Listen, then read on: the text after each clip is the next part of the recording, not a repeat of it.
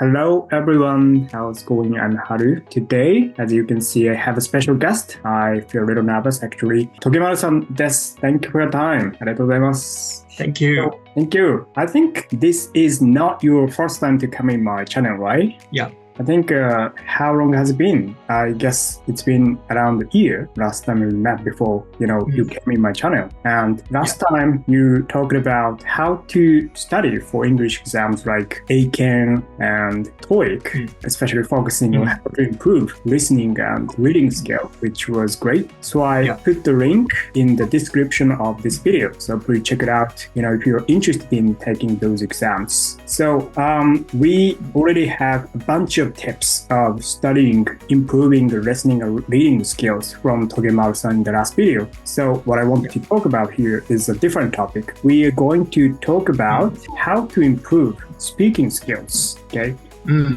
More specifically, and how Togemaru-san has improved his speaking, how to expand his vocabulary, and how to brush up on his fluency, and what else? How to improve pronunciation, of course. So I'm pretty sure it's gonna be super helpful, regardless of your purpose of studying English, whatever you study English for. I think this video is gonna be super helpful. So before we talk about today's main topic, for those who haven't watched the last video, could you briefly introduce yourself, let them know a little bit more about you? And also, I think for those who already know about you, there's some updates from last time. Like, for example, you just started your own YouTube channel recently, something like that.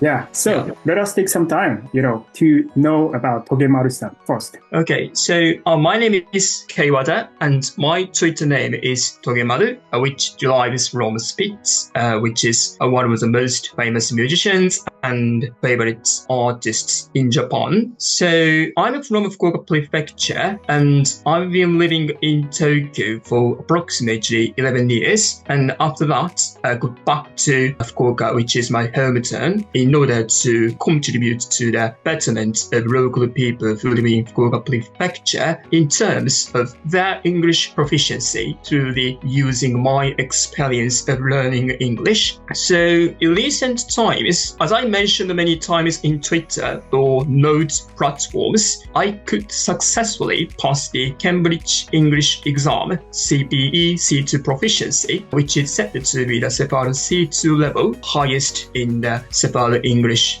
categories. So, but even if my English ability is reached C2 level, it is undeniable my English proficiency isn't immaculate. So I continuously make commitment to improving my English proficiency in order to achieve my next goal. So in recent times, as you mentioned earlier, I started new YouTube channel, which name is Togemaru Radio. So please subscribe to my channel, and if you like my channel, make sure to give me thumbs up. So that's my all. Thank you for your great introduction. Congratulations on reaching C2 level and setting up your own YouTube channel. Okay, so let's carry on. Let's cut to the chase. So regarding practice of speaking, well, do you remember when you had a practice of speaking for the first time, when you started having practice of speaking in your English study journey? The first time I started practicing speaking is when I was university student. So I could pass the ACAN first grade at the first stage. So as you know,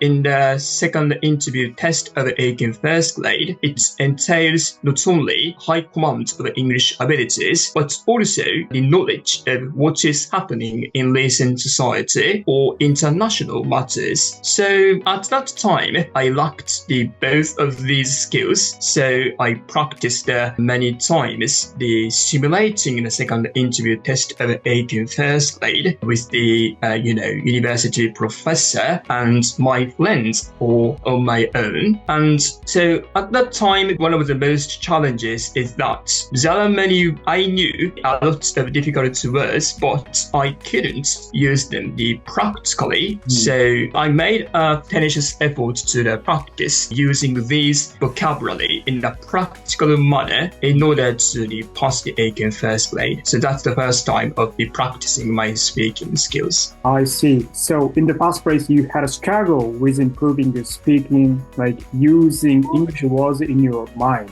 right? Yeah. How would you rate your English proficiency when you started having practice of speaking? You already good enough to understand what native speakers said, or you are still intermediate level or something? How would you rate it? Yeah, so one of the effective ways of improving English speaking skills I'd like to mention is digesting volume amounts of reading and listening materials. So without input of these materials, we can't speak anything about the daily matters. So through the reading of these materials, I form an opinion toward what is happening in the world, or what politicians or what scientists or experts think about these social problems like climate change or infectious diseases or regional conflicts. So in terms of the bettering my English speaking skills, I regularly read newspapers or news magazines or listen to BBC News or CNN News in order to gain better understanding of these social trends. So these factors there have made it possible for me to improve speaking skills greatly in comparison to the past. Okay, so you mean like when you just started having practice of speaking, your English level is already good enough to read English newspaper article. You have a basic understanding of listening and reading English sentences, right? Yeah. Oh, sure. So do you think we should always have basic understanding of English before having a practice of speaking? Like, because, some people sometimes just start having conversation without any knowledge of grammatical aspects or vocabulary. They obviously try to run everything at the same time. Like they try to improve their speaking skill in parallel with, building up vocabulary and, grammar knowledge. What do you think of it? It does work? Yeah, so personally, I think that accumulating basic knowledge of vocabulary or grammar is a basic component of the improving of speaking skills. So some people say Japanese English is the lack of the proficiency to speak English lies in the fact that the Japanese educational system is outdated, like providing a lecture-based lesson or teaching grammatical structures or difficult grammatical words or terminology. But this knowledge, to some extent, is effective in strengthening our output skills like speaking or writing. So I can't support with the suggestion that without any knowledge of grammar or vocabulary, our English speaking skills has been improved. I see. And we should always prepare some basic grammar knowledge or vocabulary before having a practice of speaking. Otherwise, we can't improve our speaking skills without doing much. Yeah, so I see. Okay, let's move on to the next topic. So please let us know what exactly you did for improving your speaking skill, especially your fluency, like what kind of textbook, what kind of study method you use for improving your fluency.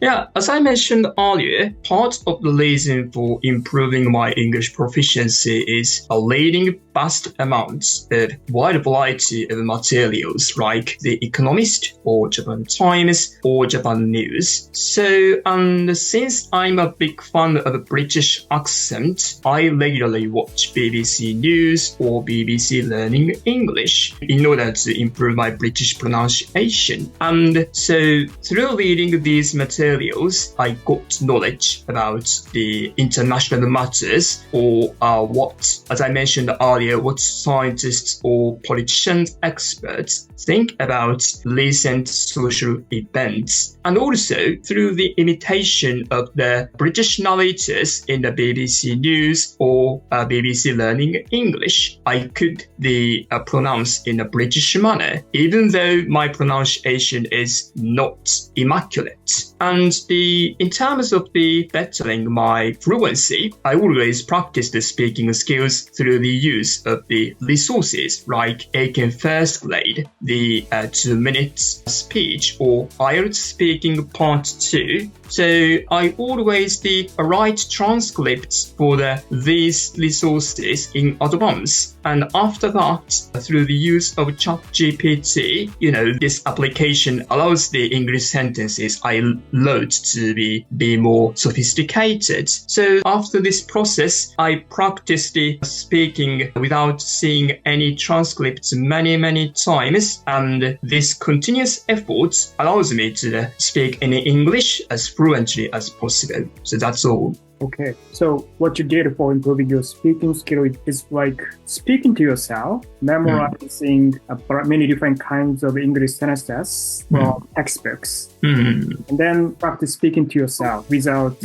having someone in front you talk to. Just speak to yourself. Yeah, so speak to yourself. So 独り言 is well known among Japanese English learners as a means of improving my English proficiency. So, and the memorizing transcripts is one of my means of improving my proficiency, but it is very limited in terms of the practical use of English speaking. So approximately 2 years ago, I stopped memorizing transcripts I load in advance. So I try to say, or I try to express my opinion toward a certain topic in English as much as possible, which is also contributing factor in strengthening my abilities to speak English fluently. Okay, so you started creating your own sentences with your own voice. And then how did you guarantee that the sentence you created is grammatically correct? Yeah, so one of my ways to confirm my grammatical correctness is to, as I mentioned earlier, after I load the transcript, I definitely use the ChatGPT. So ChatGPT provides more sophisticated or grammatically correct sentences. So through the process, I revise in terms of the correct use of the English expressions or grammatical factors. Right. You can easily confirm whether your sentence is correct or not with ChatGPT AI technology recently. But you said you started having practice of speaking in your university. So before the emergence of this AI technology, how did you confirm your sentence is correct? Yeah, when I was a university student, owing to the absence of the new technologies like artificial intelligence, I struggled to correct my English. So I always asked my university professor for revising English sentences. So thanks to her support, I could write to some extent grammatically correct or native-like English sentences. So that's all. I see. Thank you. So let's carry on. Let me ask you the question that I've received so many times before, which is regarding, what is that? Phonetic science. Yeah.